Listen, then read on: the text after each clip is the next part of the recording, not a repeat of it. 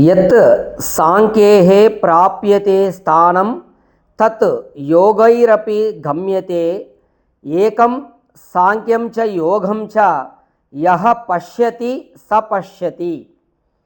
చూడండి, భగవద్గీతలో కర్మయోగంలో ఈ శ్లోకము, జ్ఞానులు పొందే స్థానమునే యోగులను పొందుదురు.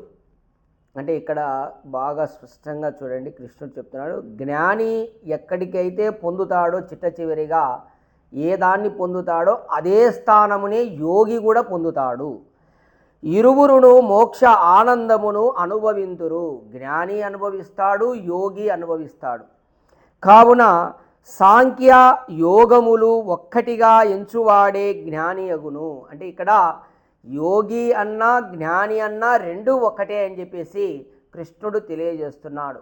ఓం